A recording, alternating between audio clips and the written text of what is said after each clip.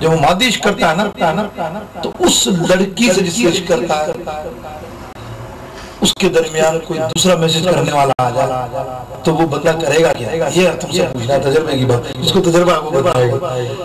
ایک عشق لڑکی سے کر رہا ہے، ایک دم دوسرا جا کے میں بھی سر عشق تو آپ یقینی طور پہ اس کو چھوڑو گے ہے نا؟ بات صحیح ہے نا؟ بلکہ سلیم صاحب کو بھی تجربہ ہے کہ ماننے مننے پہ تل جائیں گے۔ آخر جوانی انہوں نے بھی دیکھی ہے، اس نے کہا ایسی کیا بات ہے، اگر آج بڑھاپا آیا ہے تو کیا ہے، لیکن یہ حقیقت ہے، کوئی یہ عشق آج کا نہیں ہے۔ ارے لیلا والا عشق تو برسوں پرانا ہے نا قصہ، وہ لیلا ایسا تھا کہ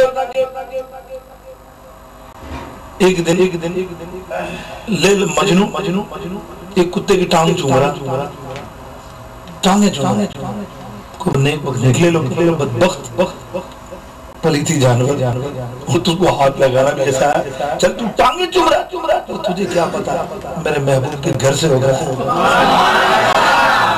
ہے نا عشق بھائی، لیلا کے وہ محبوب نہیں، لیلا کے گھر سے ہو کر آیا ہے تو تجھے پتا ہے کہ کیسی مبارک ٹانگیں، وہ عشق۔ لیکن اگر اس کے مجنون کے درمیان میں تیسرا آ جائے تو مجنون اس کو بھی قتل کر دے۔ یہ معاشرے میں ہے، ولن لازمی ہے، دنیا کے عشق میں ولن لازمی ہے۔ ولن یوں ہے کہ اگر تمہارے محبوب کے سامنے میں کوئی دوسرا چاہنے والا آ جائے تو ان کی حسد جلن تمہاری بڑھ جائے گی، تم اس کو قتل کرو گے، ہے کہ نہیں؟ لیکن آؤ جس عاشق کا میں ذکر کر رہا ہوں، اس ہستی کا میں ذکر کر رہا ہوں جس سرکار دو عالم محمد صلی اللہ علیہ وسلم کی ذات پاک اور پھر اولیاء کرام کی ذات پاک۔ اب میں ذکر کروں سخی ارشاد علی بابا۔ تو اگر سخی بابا ارشاد علی بابا کے عاشق ہوں گے نا تو خدا کی قسم اس کا دوسرا عاشق پیدا ہوگا تو دوسرا جلے گا نہیں اور خوش ہوگا، ہے کہ نہیں؟ اور خوش ہوگا، یار واہ، ایک بڑھ گیا، دو بڑھ گئے، پانچ بڑھ گئے، چار بڑھ گئے، وہ خوش ہوتا جائے گا۔ تو یہ حقیقی عشق ہے، وہ مادی عشق ہے جس میں ہم ولن کا انتظار کرتے ہیں۔ اگر دیکھو میرے نبی علیہ السلام کے غلام سارے کہیں بیٹھے ہوں اور تم اس محفل میں جاؤ وہاں درود و سلام ہو رہا ہو، سارے لوگ رو رہے ہوں سرکار کے عشق میں، تو خدا کی قسم تم قربان ہو جاؤ بولے یہ تو میرے آقا کے دیوانے ہیں، وہاں حسد نہیں کرو گے کہ یار یہ کیسے میرے آقا کے دکھانے۔ تو مقصد یہ ہے کہ شمع مدینے میں ہے، پروانے دنیا عالم، یہ پروانے جل تو جاتے ہیں لیکن آپس میں نہیں لڑتے، آپس میں اختلاف نہیں رکھتے، آپس میں دل کو ذرا سا بھی میلا نہیں کرتے۔ تو ہمیں تو یہ دیکھنا ہے کہ یہ عاشق کس کا، اگر یہ میرے محبوب کا عاشق ہے تو خدا کی قسم یہ مجھے گالی بھی دے فکر نہیں ہے، اس لیے کہ ہے تو میرے عاشق کا، میرے محبوب کا نا، میں محبوب کا چاہنے والا ہے نا، یہ بات ہے۔ یہ فلسفہ میں نے تھوڑا سا دیا، سمجھنے کی کوشش کرنا، اللہ تم کو عقل سلیم عطا فرمائے۔ اس لیے کہ ہمیں تو ہمارے کار میں پرسنل تو کوئی ہے ہی نہیں کہ میں بولوں بھائی شاہد بابا جو ہے ابھی ہم اللہ کے فضل و کرم سے بہت ساری محفل کر کے چھوٹی چھوٹی دو تین دن نعتوں بہت سارے گھر جو نئے مرید بنے اتفاق سے وہ بھی آگے، ان کے گھر میں بھی ہوا ہے، بڑی اچھی ناصر نیت ہمارے صاحب بھائی کی مہربانی، انہوں نے بڑا عقل والی بات کی۔ اچھا ہے کہ نئے مرید کے گھر میں بھی ہم نے کبھی گئے نہ جا سکے، پچھلی دفعہ بنایا ہم کسی کو جانتے ہی نہیں کس کو بنایا انہوں نے، اسی گھر پہ نہ جا سکے تو انہوں نے قدم بوسے گھر والی بڑا محبت سے کر لیں، ان کے گھر والے بھی خوش ہو گئے، انہوں نے بھی دیکھ لیا، وہ لڑکا تو ایک مرید بنا تھا نا، ان گھر والوں نے بھی پیر کو دیکھ لیا، اللہ اگلی دفعہ ہو سکتا ہے گھر والوں کا بھی دل بنے، ہمارے کارواں بنے۔ تو یہ ایک اچھی تجویز سے آج لگی، مجھے بہت خوش ہوا۔ تو یہ کام کرنے والے ہر طرح کوئی کیسا کام کرتا ہے، کوئی کیسا کرتا ہے، تو میں نے آپ کو کیا بولا، اگر پیر کے لیے کام کرتا ہے تو اس کے ڈھنگ کو نہیں دیکھو، اس کے دل کو دیکھو کہاں جا رہا ہے۔ اگر کا دل ہے پیر کی طرف تو اس پہ قربان ہو جاؤ، اس کی ساری برائیاں ایک طرف پر ٹھیک ہے یار تو میرا پیر کا تو ہے نا، بس میرے پیر کا ہے، بڑی محبت سے درود پاک۔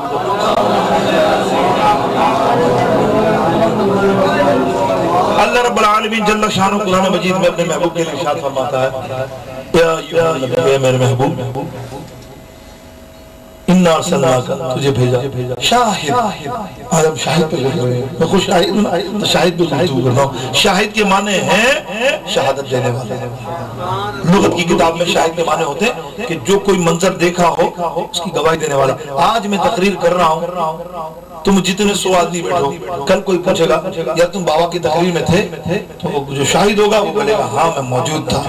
شاہد کے لیے موجود ہونا، حاضر ہونا لازمی ہے، ورنہ وہ حاضر نہیں ہے۔ اللہ اپنے حبیب سے فرماتا ہے، محبوب کیا تجھے یاد ہے جب میں نے نبیوں سے وعدہ لیا تھا، تیری مدد کرنے کے لیے یاد ہے. کیا کہہ رہا اللہ؟ کئی ہزار برس، حدیثوں میں آتا ہزاروں برس کا بھی حساب نہیں.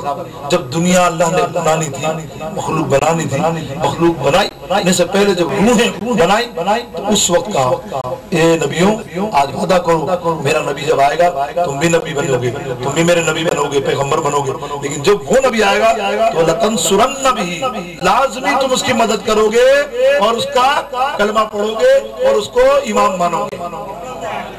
سب نے روحوں نے کہا، سب کی روحوں نے، جب ابھی کوئی پیدائش نہیں ہوئی ہے. کب تو اللہ کیا فرماتا ہے؟ محبوب تمہیں یاد ہے.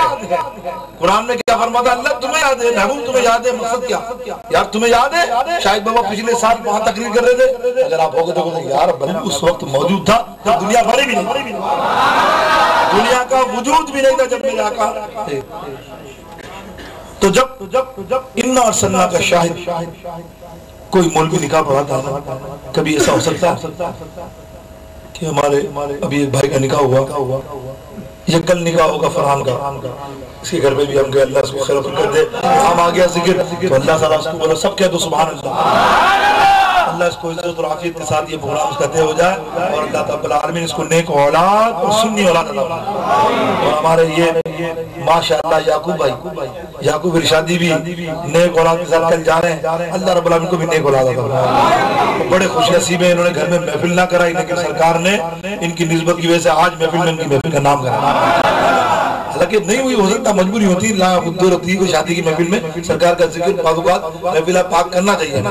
ہمیں اور پروگرام کے علاوہ ایک پروگرام لازمی کرنا چاہیے کہ ہماری شادی میں حضور کا ذکر ضرور ہو. وہ شادی بڑی پررونق اور برکت والی ہوتی ہے. کچھ کرے نہ کرے، مہندی پھیندی یہ الٹے سیدھے چکر ہوتے رہیں گے، سنت کے ساتھ 3 دن 4 دن پہلے سرکار کا ذکر ہو جائے برکت والی. تو اب یہ خوش نصیب ہیں کہ آج حاجی صاحب نے ان کے لیے یہ دونوں دولہا سرکار کے ہم نے حوالے کیا، اللہ ان کو حوالے کرے. سنیں تو اب ان کی نکاح کل پڑھائے گا مولوی. ان کے ہوں گے 4 گواہ، 2 اس کے 2 اس کے. ایک گواہ بیٹھا ہوگا راولپنڈی میں، ایک لاہور میں. ٹھیک ہے، مولوی اعلان کرے گا بھائی کون ہے گواہ؟ میں لاہور میں بیٹھا. بولا میں کیا کروں؟ نکاح ہوگا؟ نہیں ہو، شاہد نہیں. شاہد کا مقصد اس کا موجود ہونا. تو حاضر ناظر کا فلسفہ یہ ہے میرے دوستو بزرگوں کہ اس کا وہاں حاضر ہونا لازمی ہے. اب آئیے میرے نبی علیہ السلام کی شان سنتے ہیں مختصر طور پر کہ وہ کیسے حاضر ہیں اور وہ کیسے ناظر ہیں. ایک دفعہ میں نے ذکر کیا تھا کہ میرے نبی علیہ السلام کے بارے میں جبریل فرماتے ہیں قلب سدیدہ، ایسا سیدھا دل ہے میرے آقا میرے محبوب علیہ السلام کا کہ جبریل فرماتے ہیں جب میں نے شک کرنے کے لیے باہر نکالا، جب سرکار معراج پہ جا رہے تھے تو اس کو شک کیا اور باہر نکالا. ٹھیک ہے، شک نکلا. اس میں 2 فلسفے آگئے، نور بھی آ گیا اور بشر بھی آ گیا. حضور کا دل مبارک اپنے سینے سے نکالا معراج شریف میں جانے کے لیے تو زمزم سے دھویا. ٹھیک ہے، حدیث مشہور ہے، آپ کو میں حوالہ نہیں دیتا، سمجھ میں آئے. زمزم سے دھویا.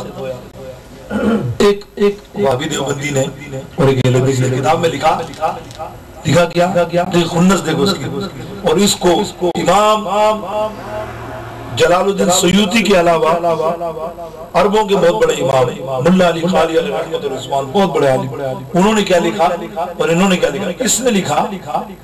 یہ چترالوی دیوبندی میں اہل حدیث لکھتے ہیں کہ نبی کے دل کو پاک زمزم سے اچھا کیا. یعنی زمزم کا پانی اتنا قیمتی تھا کہ نبی کے دل پہ لگایا گیا تھا کہ نبی کا دل روشن ہو جائے. انہوں نے الٹا کیا. ملا علی خالی رحمہ فرماتے ہیں کہ جس دن سے اس زمزم کے پانی پر میرے نبی علیہ السلام کا قلب مبارک لگا ہے وہ پانی معتبر ہو گیا ہے. اب جس مقصد کے لیے اس پانی کو تم پیو اللہ اس مقصد کے لیے شفا عطا فرماتا ہے. آج تم اٹھاؤ گلاس اور کعبے کی طرف منہ کر کے کہو اے اللہ میں بیمار ہوں کینسر میں مجھے شفا دے، میں تیرے زمزم کی پانی پی کے دعا کرتا ہوں پیو، اللہ زمزم کی برکت سے تمہیں شفا عطا فرمائے. لیکن محدث فرماتے ہیں امام جلال الدین سیوطی اور ملا علی قاری بے شمار محدث ہیں اور بھی حوالہ کیا کرنا. مقصد یہ وہ کہتے ہیں کہ اس زمزم کی برکت جب نبی علیہ السلام کے قلب مبارک سے لگی تو اس کی شان بہت بڑھ گئی. زمزم کی شان بڑی ہے میرے دوستوں، مخلوق سے تو میرے آقا بہت بلند ہے، اگر وہ مخلوق زمزم ہے